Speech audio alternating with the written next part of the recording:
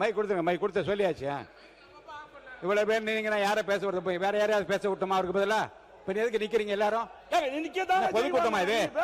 என்ன பொதுக்கூட்டமா இது? உட்காருங்க, உட்காருங்க. உங்க கட்சி வேலைக்கு என்ன பொதுக்கூட்டமான்னு கேக்குறேன்.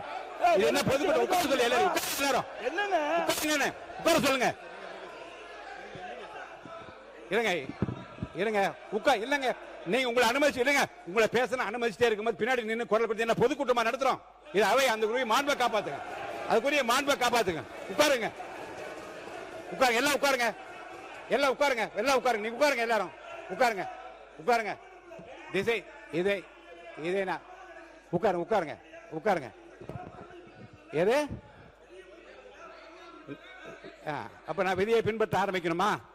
நான் விதியை பின்பற்ற ஆரம்பிக்கணுமா? உட்காருங்க, எல்லாரும் உட்காருங்க, உட்காருங்க, உட்காருங்க, உட்காருங்க, உட்காருங்க, உட்காருங்க, உட்காருங்க.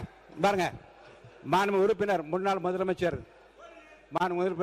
முன்னாள் முதலமைச்சர் எடப்பாடி பழனிசாமி அவர்களுக்கு நான் சொல்றேன், இது மாதிரி ஆகுமா ஆகாத என்பதை மக்கள் தீர்மானிப்பார்கள். ஏற்கனவே தீர்மானித்து விட்டார்கள்.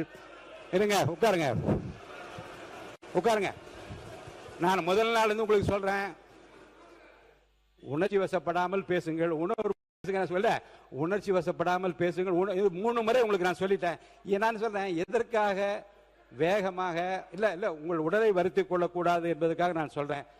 அருள் கூர்ந்து சொல்றேன், அமைதியா பேசுங்க. நீங்க சொல்ல வந்த கருத்தை நீங்க அமைதியா சொல்லுங்க, நான் ஏற்றுக்கொள்ள தயாரா இருக்கேன். ஒன்னே ஒண்ணுதான், இருங்க. ஒரு கட்சியில் வெற்றி பெற்றவர்கள் அவர்களாவே முன் வந்து ராஜினாமா செய்துவிட்டு வேறு கட்சியிலே சேர்கிற போது என்னென்ன சங்கடங்கள் சிரமங்கள் இருக்கிறது முதல் உரையில் நீங்க விளக்க. ஏங்க குறுக்க பேசுறீங்க? என்ன குறுக்க பேசுறீங்க? உட்காருங்க. என்னங்க இது? உட்காருங்க. என்ன உட்காருங்க, உட்காருங்க, உட்காருங்க. தெரியும், உட்காருங்க, தெரியுங்க, உட்காருங்க. எல்லாரையும் தெரியும், உட்காருங்க. இருங்க இருங்க இருங்க. ஒரு கட்சி தலைமைக்குரிய உள்ள உணர்வினை முதல் உரையில் நீ குறிப்பிடுகிற போது எவ்வளவு பேர் உழைச்சாங்க, 6000 பேர் வேலை செஞ்சாங்க, இவ்வளவு பேருடைய உழைப்பில் தான் ஜெயிச்சாங்க என்று உங்களுடைய உள்ள உணர்வுகளை எல்லாம் நீங்க நல்லா பதிவு செஞ்சீங்க. பதிவில் இருக்கு, நான் ஃபுல்லா படிச்சு பார்த்தேன்.